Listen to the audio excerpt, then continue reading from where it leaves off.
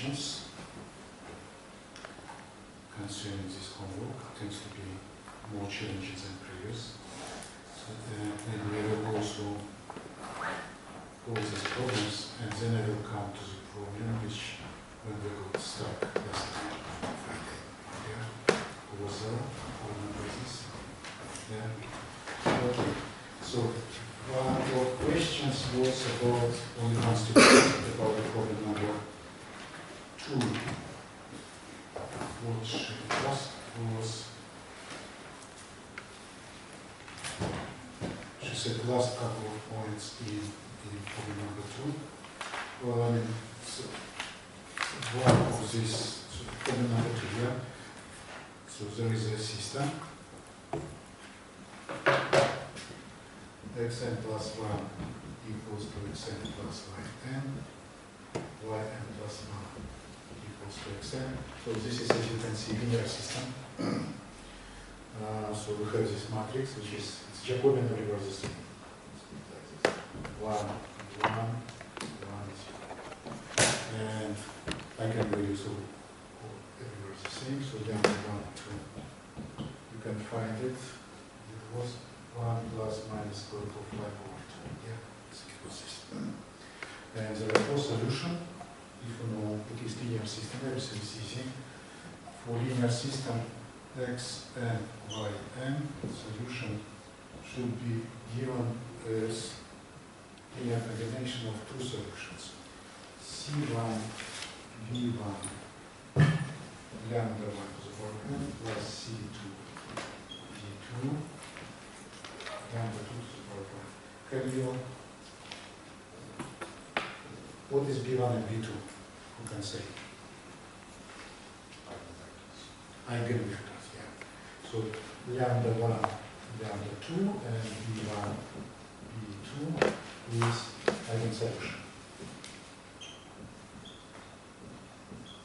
for this matrix, for Jacobian. What are C1 and C2? C1 and C2, well, formally it's arbitrary numbers, but it's arbitrary in the sense that initial position is arbitrary. So C1 and C2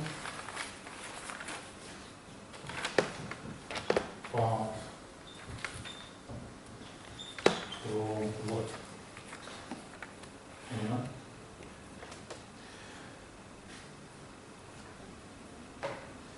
From x naught, y naught.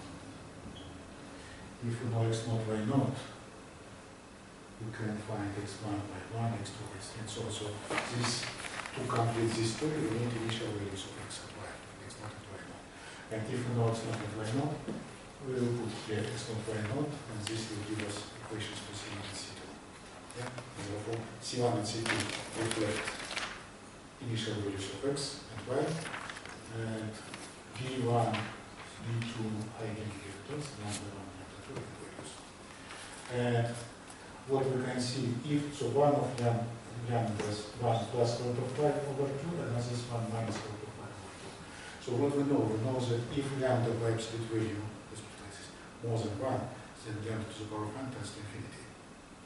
If it's between minus 1 and 1, it tends to 0. Therefore, let's put it like this, this tends to 0. And this tends to infinity. And generally speaking, if this tends to infinity to 0, then this will tend to C1 V1 lambda 1 to the power of n. You can ignore the 1 which tends to 0.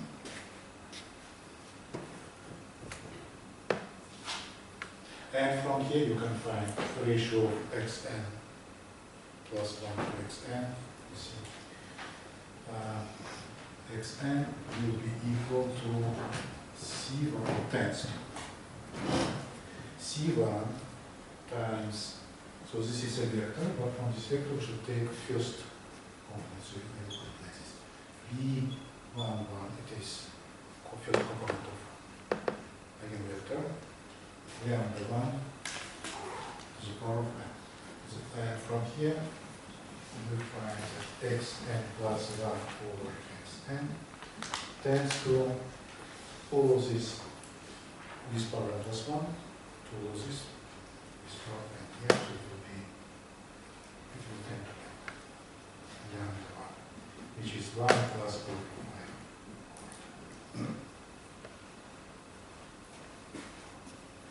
So I think this story is a bit, could be challenging.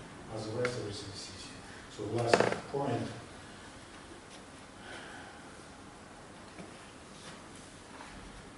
From here we conclude that yn equals to xn minus 1. And this can go here. And it shows just last statement. It's Fibonacci sequence, etc. Okay, so this is all about problem number 2. Questions? Problem number 3. This problem number 3. It is piecewise linear, but anyways, you can treat it as linear system, and if it's linear, then Jacobian will be everywhere the same.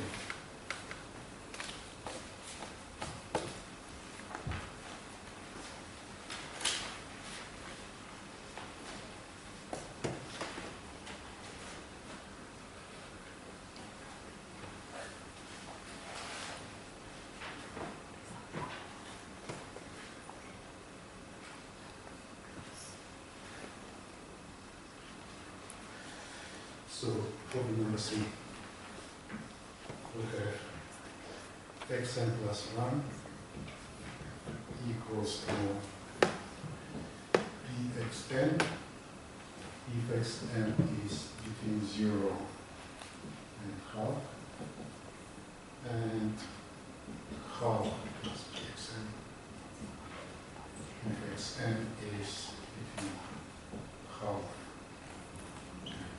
and yn plus 1 equals to 2 times y.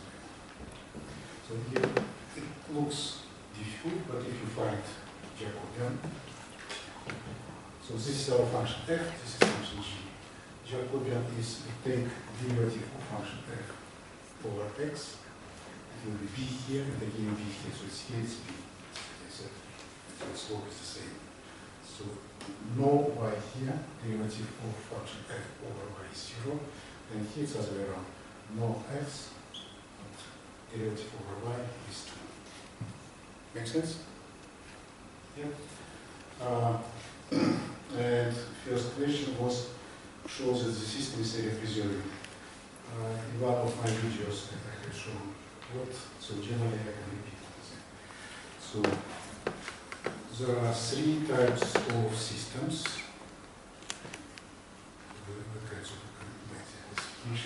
So these types appear from the following consideration. You consider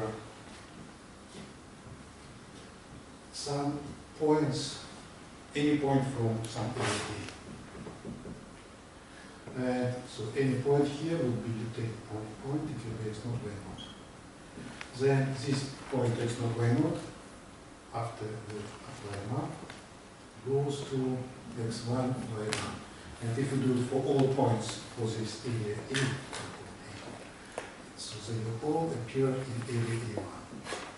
And since it is continuous, we will assume that it is continuous, these functions are differentiable. Then this connected, if it's connected area, it will go to connected area. There will be no holes, everything should be connected. And the question is whether area of this image larger or smaller or equal. And one of the theorems was saying that everything depends on determinant of Jacobi. If determinant equals to 1, then this area is this area equal. If more than 1, then this area is larger. If less than 1, then this area is smaller. So these are all the same types of 1. So this is area preserving. So this when area shrinks, it's called dissipative system, and area expanding system. Here, if b goes to half, then determinant of this will be 1. Therefore, it's area preserving. It's straightforward. Difficult part here, this last part is also easy to find level of exponents. So if you want to find here lambda 1 and lambda 2, lambda 1 will be equal to b and lambda 2 equals to 2. B is along, how we can put it like this, b is in one direction.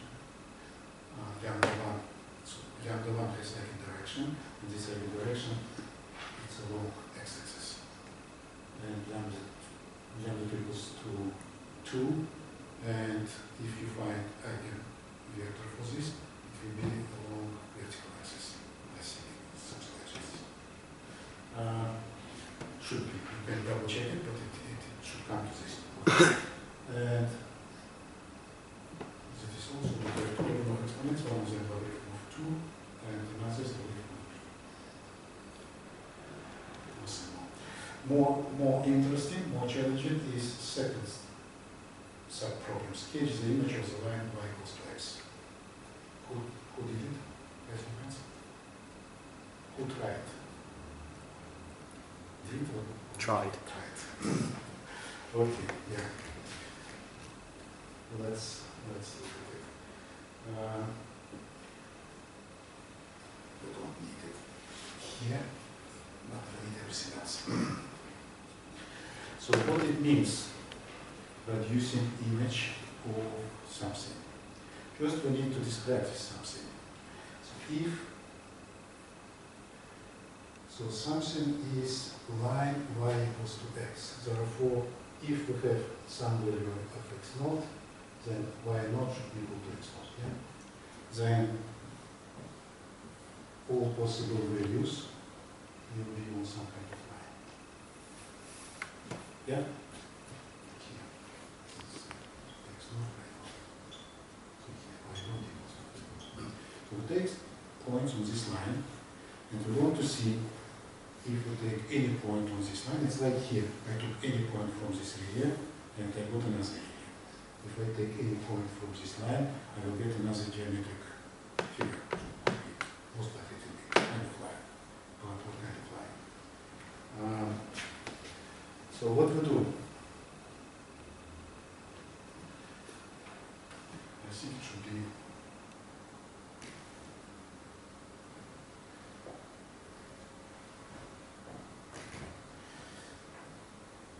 the function is defined as like this. It is belong to 0, 1.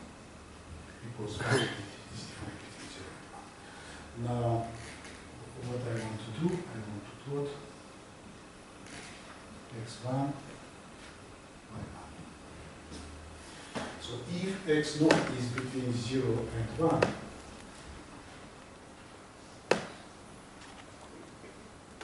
it is between 0 and 1, then if x0, then x1 will be between 0 and b times x1. 0 and b times x1. b times half.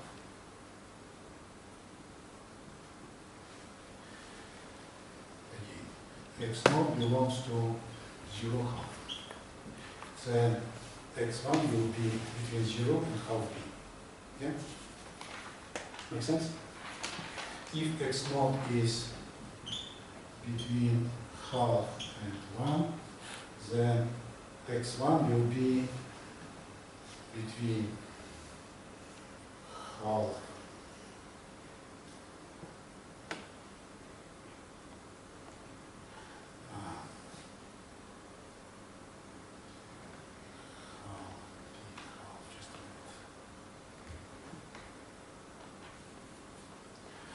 this is half plus this. Half plus b over 2, and when x0 equals to 1, it will be half plus b. So we have, when x0 is between 0 and half, we will have some kind of line with this argument. Yeah? And when x between half and 1, this. Then, if x0 is between 0 and half, we know that y0 equals to x0. It will be y n plus y1 will be equal to 2 times x naught. X naught is same as y naught, and what is interesting, so if x naught, x1 was equal to b times x naught, therefore x naught equals to x1 over b. Therefore here we'll have 2 over b times x1. So this is what we got. So here will be a line with slope 2 over b. Yeah, because this line has x1 coordinate horizontal and y1 vertical. And in terms of x1, y1 will be 2 over b times x1. Make sense? Then when x1 equals to half b, this will be exactly equal to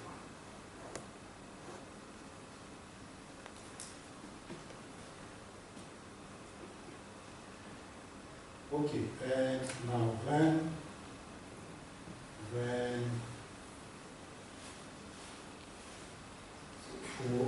x naught is between half and 1, it will be a different story.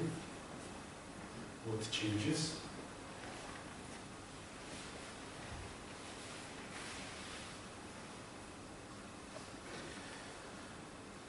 It is 2 times, well, I could put it like this, 2 times y naught, which is 2 times x naught, because y naught equals to x naught. And now, when x naught is between half and 1, we will have x1 equals to half plus b times x naught. And from here, we find that x1 minus half over b x naught equals to this.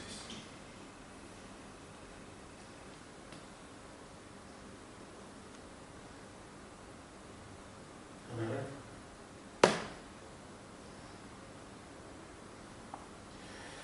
Okay, and then if x1 equals to half plus b over 2,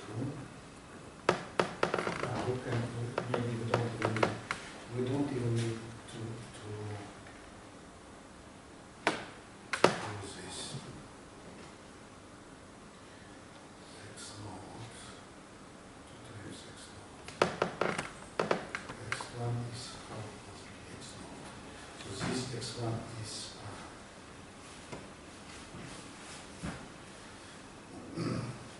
well, we can go this way, but we can do it even easier, I think. When x naught equals to half, x naught equals to half, y1 equals to 1. And so this equals to 1.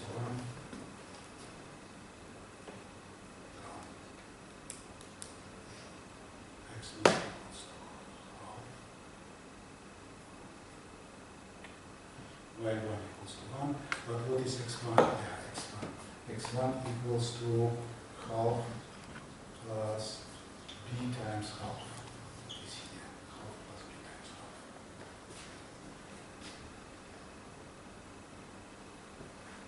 As far as I remember, I should get here, where we get somewhere there.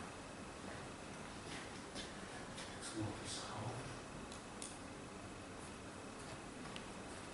When x naught is a half, wouldn't it just be b times x naught, because it's inclusive in the top bit? X0 is half, so x1 will be half plus b over 2, it is this. This is x1. So x1 is this, and y1.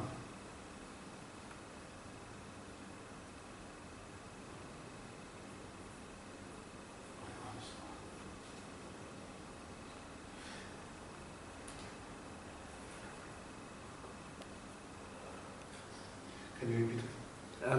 Because in the top line it says when xn is between and including a half, so when x naught is a half, won't it be just bxn?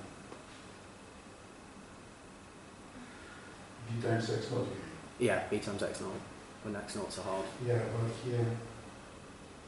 because the half plus b xn isn't inclusive.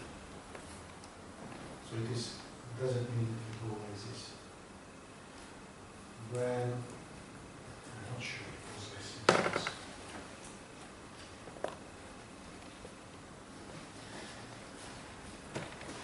The solution I have should be like this. The question is,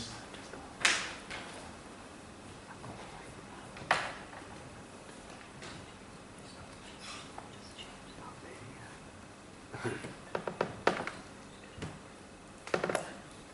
equals to x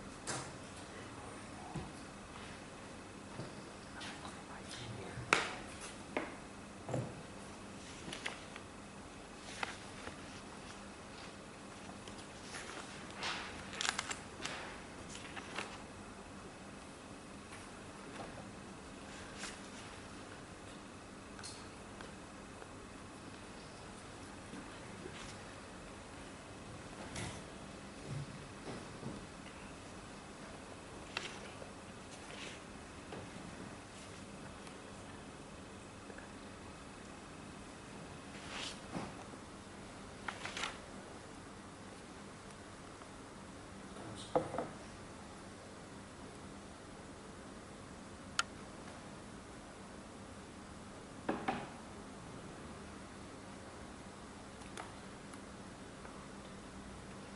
So in my solution it says y1 equals 2x naught minus 1.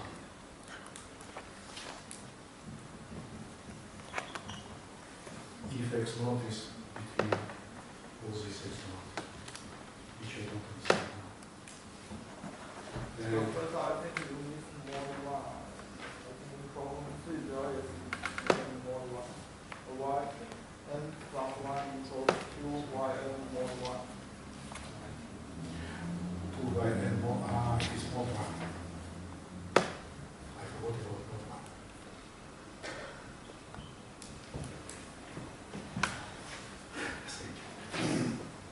So this, we should subtract 1 now. It is, yeah, I forgot about this not 1. y1 equals to 2 times y0 now between half and 1, and therefore it will be therefore it will be y0 minus 1. This is minus 1. Therefore, so I was getting 1 here, but it should be 0. Here should be 0, and slope will be the same. Therefore, it should come to 1 at the same place. Okay, thank you. I forgot about this point 1. Yeah, does it make sense? Good. So this was about problem number 3. And problem number 4. Problem number 4, I will talk about B a little bit, and then we get to A, because in A it was not a complete solution. Now about B. Let's talk about B. Everyone is here.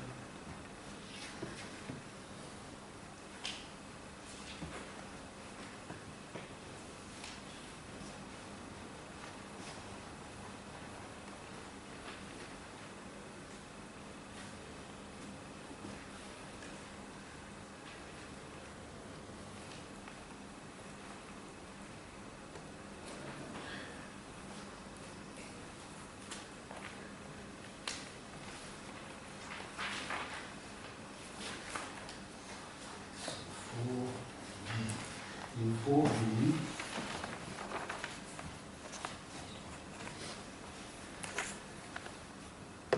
it is already given that two-periodic solution, x3, x4, which is two-periodic,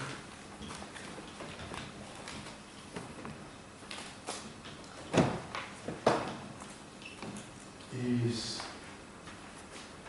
solution is given by roots of this minus abx plus b squared minus a equals to 0. Okay. On the other hand, what we should do,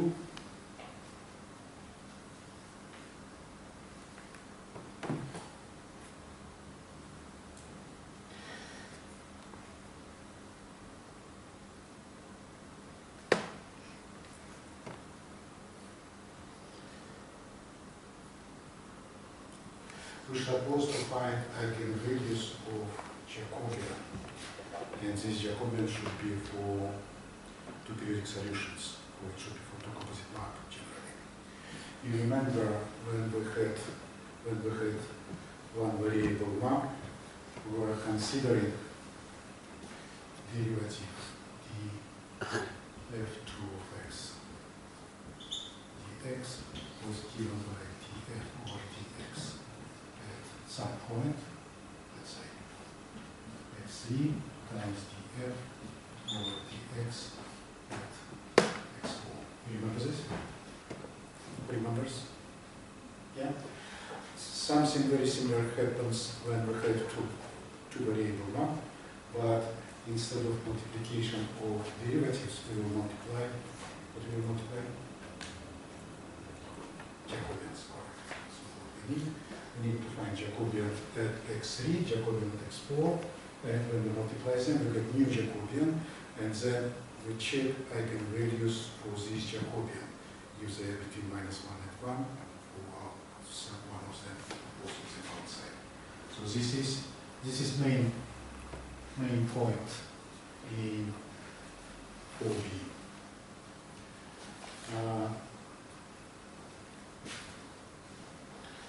So we have this system, yeah?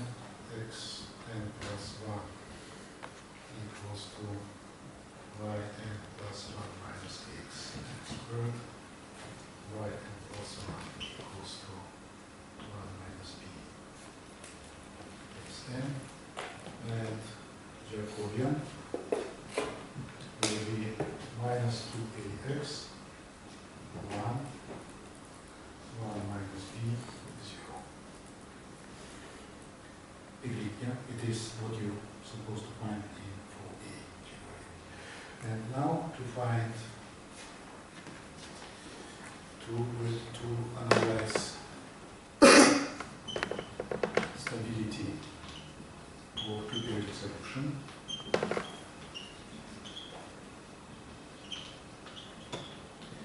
is defined by eigenvalues of matrix J, which equals to J at, say, x3, y3 times J at x4, y4. And as we see, Jacobian doesn't depend on y, it depends on x. It is minus 2a x3 1 minus b 0 times minus 2a x4 1 minus b 0. So we need to multiply these two matrices. I think it will be a long story. We can try to do it.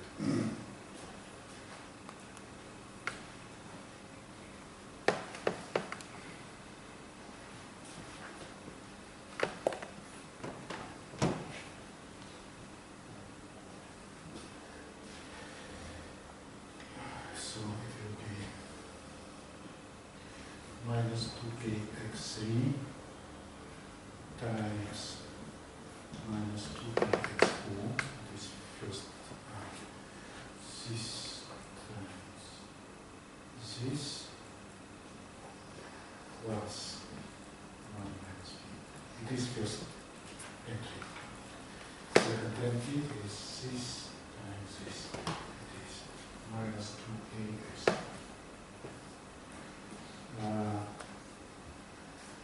minus b minus 2a x4 times 1 minus b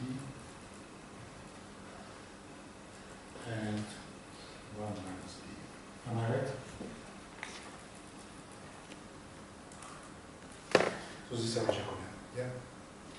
And to find eigenvalues,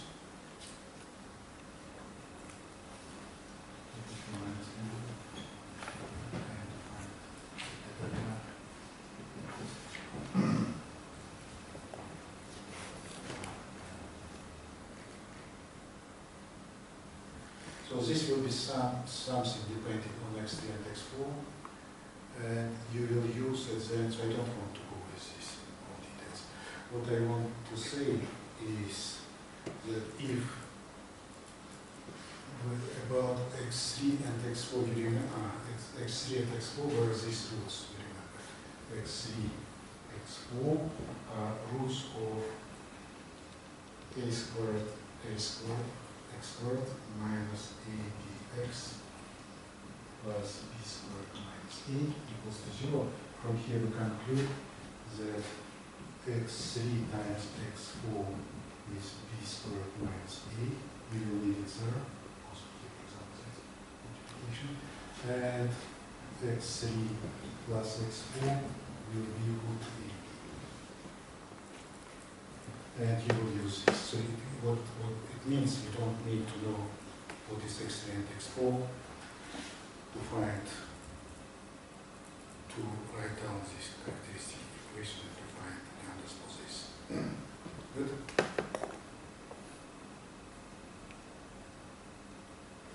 And eventually you should get to these conditions, and you will require for both lambdas to be between -1 and 1, and you're supposed to get the equation between c over 4 and 5 over 4, provided that p capital equals to 1. You will do it yourself at least. I think, so I uploaded this online session from last year. I just uploaded it today, and over there I think I was considering all of this. So it was online session. I was writing slightly probably with some of puzzle models when some of workshops take place online, yeah?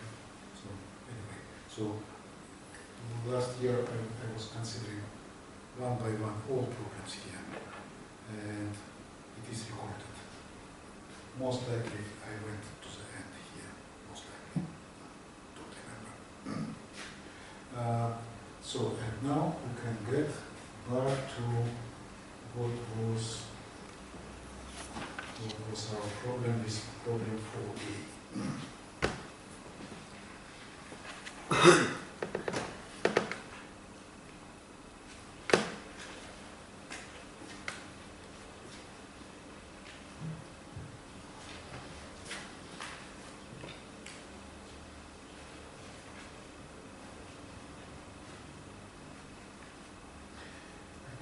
Try to do it more generally. I will put it like this. Let's just make a general way, and then we will do. Let's say this is E11, let's n plus E12 yn plus 1 equals to E21 xn plus E22 yn. Yeah, linear system.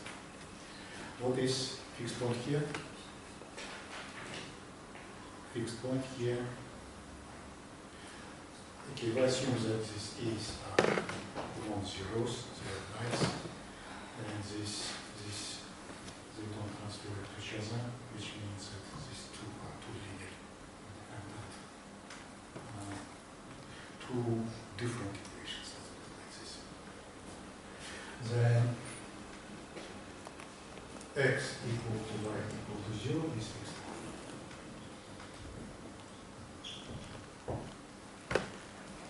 Yeah, it is obvious. And Jacobian there is E11, E12, E21, E22, and this fixed point will be stable if eigenvalues of the Jacobian between -1 and 1.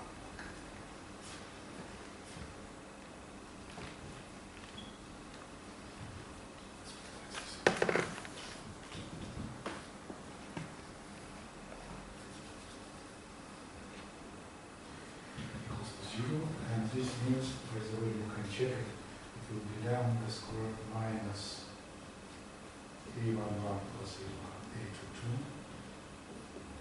times lambda plus a11 a22 minus a12 a21 equals to 0. This is the trace geometry, and this is the terminal geometry.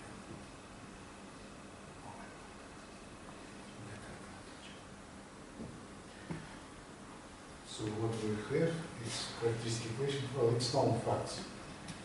Lambda squared minus trace of g lambda plus determinant of g.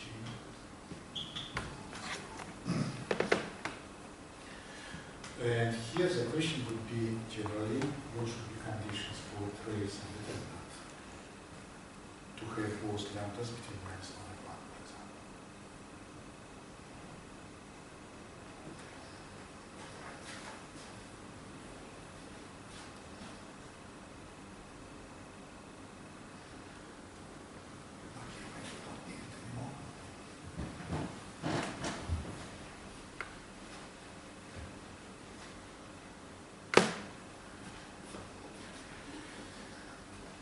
Lambda 1, 2 equals to trace of g plus minus square root of trace square root of g minus determinant of g.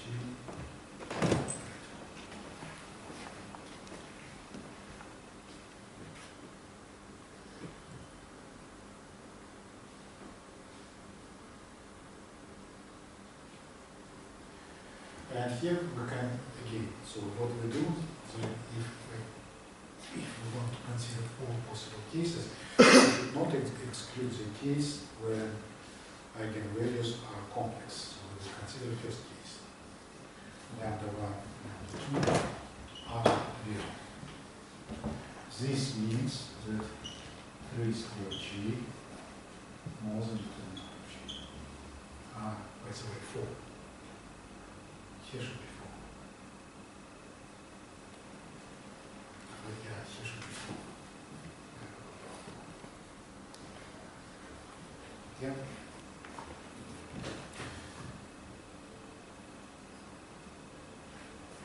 So if trace square of trace more than 4 times determinant of g, then lambda 1 and lambda 2 real, and therefore we can say, let's put it like this. Trace g minus square root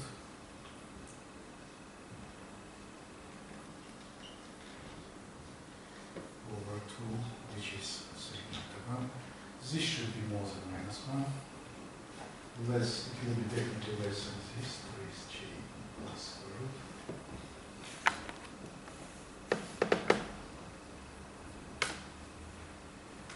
Over 2. And this should be less than 1. So this, if this condition is satisfied, then this it will be stable bound. It's okay. And here we start.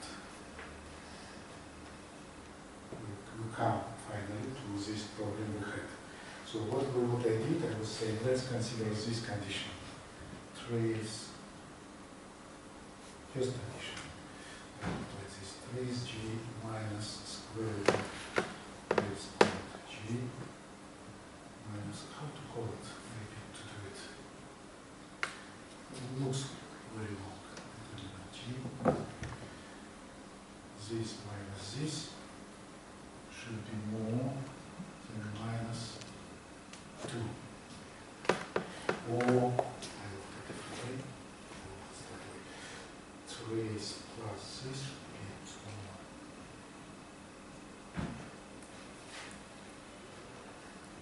Trace plus 2 should be more than this square.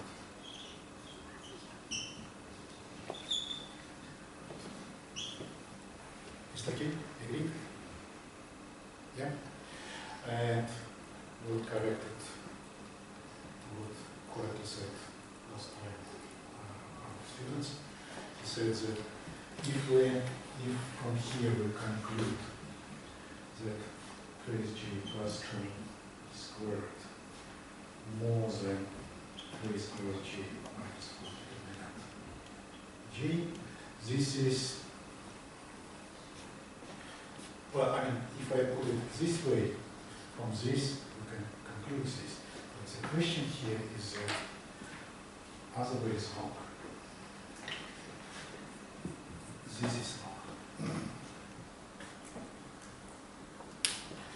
And this is wrong because if trace g plus 2 will be less than minus the square root, we still get these conditions. We obtained some extra piece.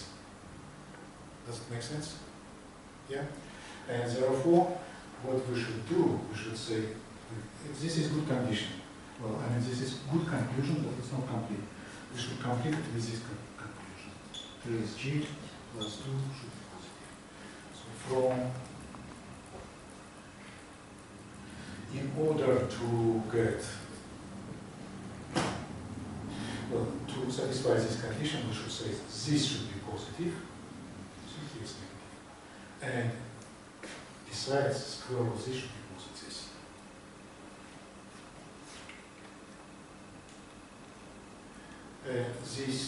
These conditions are missing in what is required to prove. Yeah?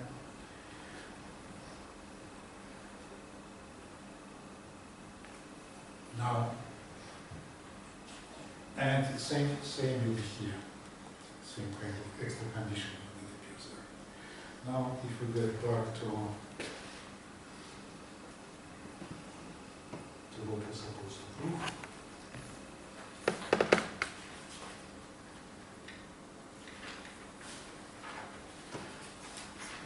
I get back to our system.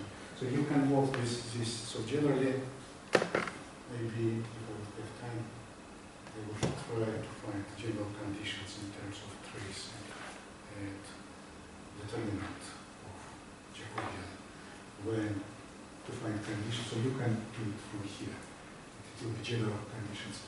But in 4a, it's not asked for general condition. It's asked for this particular mark which is given.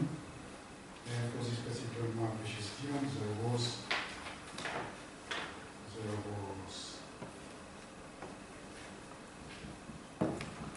equation for eigenvalues minus ax plus minus square root of ax squared plus 1 minus b.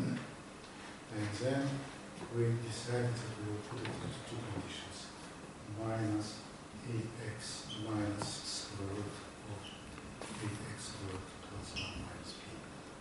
Should be less, should be more than minus 1. And minus ax plus square root of ax squared plus 1 minus b should be less than 1. Now, from here, with one condition, which was found was 2ax should be less than b. And what was missing is, if you take 1 here and square it on the other hand, we should conclude that 1 minus 3x should be positive. And from here, we will have condition 2ax should be more than minus b, and 1 plus ax should be positive, I think. Yeah.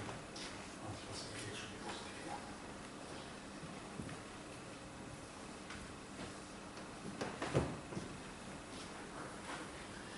What it means? It means that if this x was x coordinate of one fixed point, let's say x, y fixed point. So if this is stable, then this condition satisfies 2ax between b minus b. But if these two conditions satisfied, it doesn't mean that fixed point is stable. Yeah, so it's slightly, so I should correct these statements you're supposed to prove. But so formally it would be like this.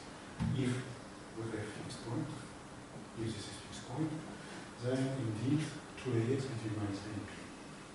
But if 2ax between minus b and b doesn't mean that this is fixed, this is stable. Of course I can put it like this. 2ax equals x.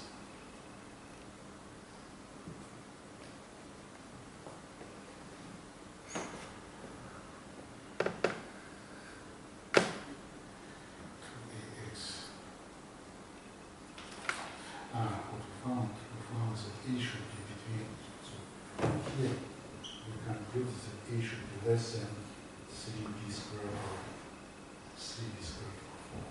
So let's assume this is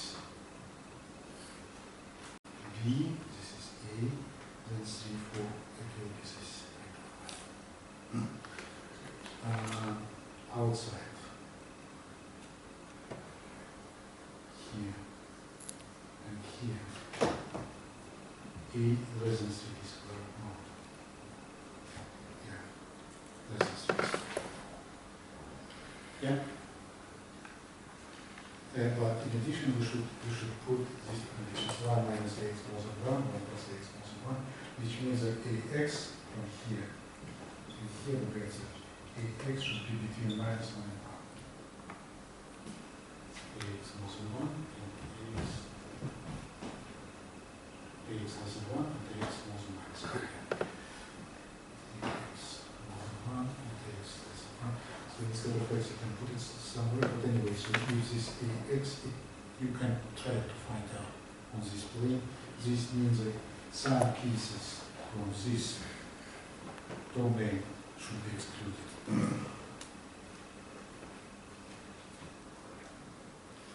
Was it at least, well, I mean, I didn't make very good statements, but generally I hope you feel what was there. So this was, another point was very nice, what was said by this student, is that all these stories, what it means genetically. So we know that lambda 1 and 2 are roots of this equation.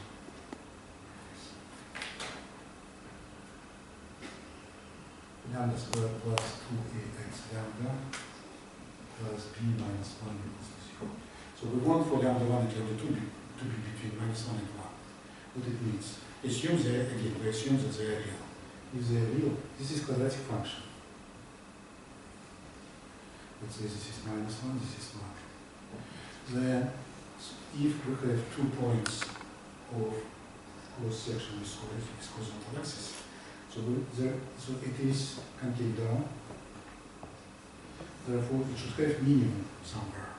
And minimum should be between minus 1 and 1.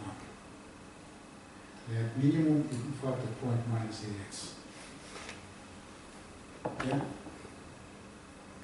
Do you understand why minimum minus ax? We take derivatives, the derivative is 0. It will be 2 lambda plus 2ax equals to 0. So minimum of this is when lambda equals to minus ax. So minus ax is minus ax. But anyway, in order for these two roots to be between minus 1 and 1, this minimum also should be between minus 1 and 1. And this is given by this condition. And these two conditions, by the way, these two conditions, they eventually mean that this function, when lambda equals to 1 and minus 1 is positive. He seems straight away to waste. Put, if lambda is 1, it will be 1 plus 2ax plus b minus 1, therefore 2ax plus b should be positive. Or 2, no, again, 2ax, yeah, 2ax plus b. If we say it is positive, 2ax plus b should be positive, therefore 2ax should be more than minus b. Yeah? Let's put like this.